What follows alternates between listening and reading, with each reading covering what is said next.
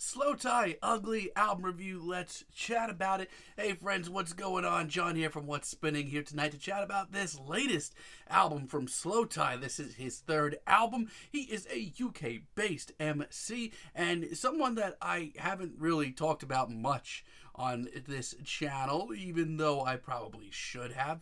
I mean, I'm going to be perfectly honest. I was very hesitant to get into his stuff early in his career just because classically, historically, I have not been very high on the hip-hop coming out of the UK. It's just not my thing. I respect grime. I do.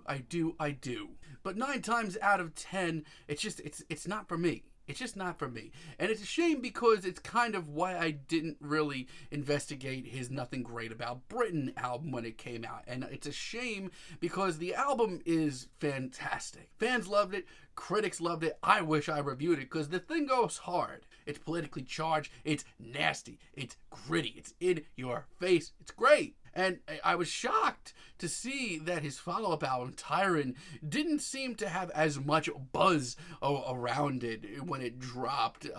And to be honest, at the time, I did not have time to review it on my blog. There was a lot coming out at the time, and I just couldn't squeeze it in. But once again, I found myself ashamed that I didn't review it because I thought it was pretty good. I even liked it more than his debut at parts. Which is why when I heard that this new album was coming out, I prioritized it. I made sure that I was going to chat about it, especially once I heard the singles leading up to this thing. I thought they were really fired up. I thought he sounded great, and a lot of this album, it's a sharp left turn, to say the very least. This album starts off with Yum, and right off the bat, we're getting a very intense performance from Slowthai, and I've always appreciated him for that. His energy is always commendable. I mean, that alongside his charisma, my God, it's just really something that you don't see too much. And it sounds great here, especially on top of this pulsating beat. I love the wordy onslaught that we get here, just how hyped up this track gets me. It really puts me in the mood to listen to the rest of this album. And like much Slowthai work, it's incredibly pissed off and very, very urgent. The punk spirit inside him is certainly commendable, which goes double for Selfish. I mean, the punk energy on this track is wild. It revs me up. It really doesn't stop. I didn't know Slowthai was really built for a beat like this, but very clearly he is. This track is awesome. This is where I want to hear him. And on top of that, his very heady, very wordy, very visceral spoken word practically performances are just A+, man. It's a fantastic single, probably one of the better rap singles I've heard in a while. Slowthai on this album keeps taking bigger risks than I thought that he would, but it's certainly paying off because the rewards are here. Now, Sooner, on the other hand, is a real shot out of left field, and that's not a bad thing. I actually really commend it. It's upbeat, it's breezy, it's very free-spirited, sample heavy as well. I mean, the sort of breezy nature to this track kind of gets blown away really quickly with just how intense Slowthai's performance is. But as far as a big step out of his comfort zone goes, I'm impressed. And I needed a banger at this point, and I certainly get that with Feel Good. And once again, that punk spirit to Slowthai's music is alive and well. It's something that I've always enjoyed about his music. I think it's one of the best qualities to it. This track is upbeat,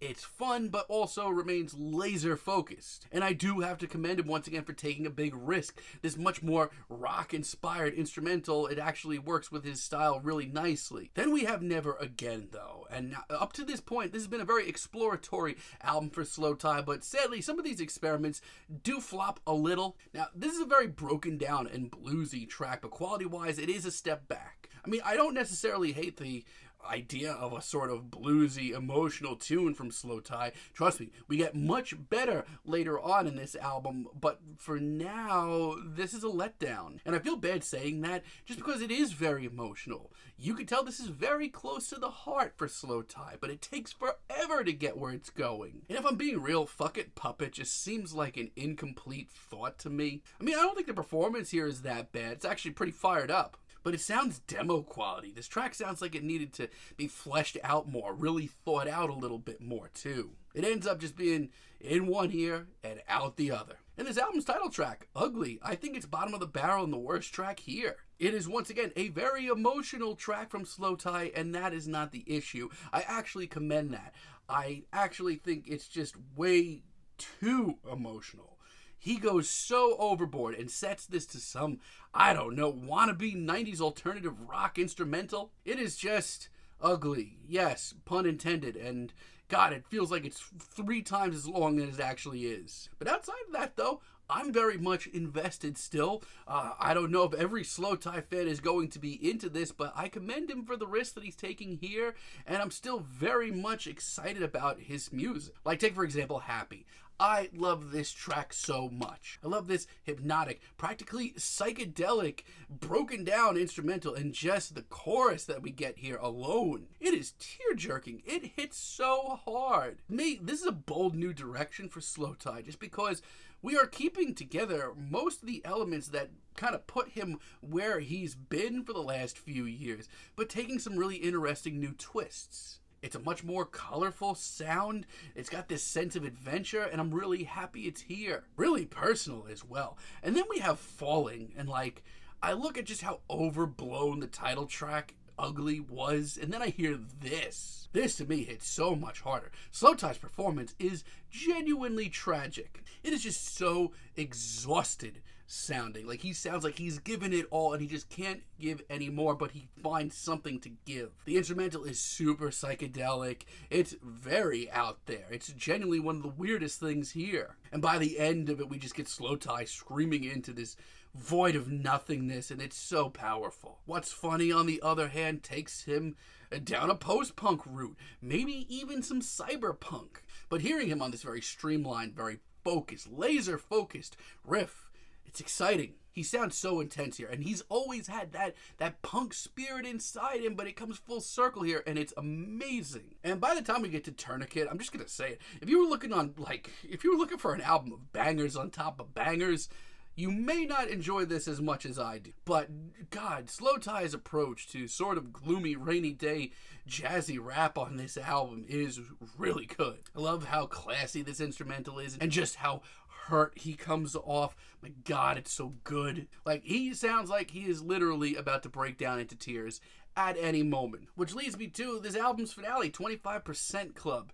And like, if you haven't gotten it by now, I feel like this is going to alienate a lot of his fans. His work has become much more personal than it was in the beginning of his career. And he's come a long way as far as instrumentals that he wants to hop on goes. This is another very lush, very stripped down, even beautiful instrumental with another very personal, emotional, tear-jerking performance. And it's not what I expected to hear here.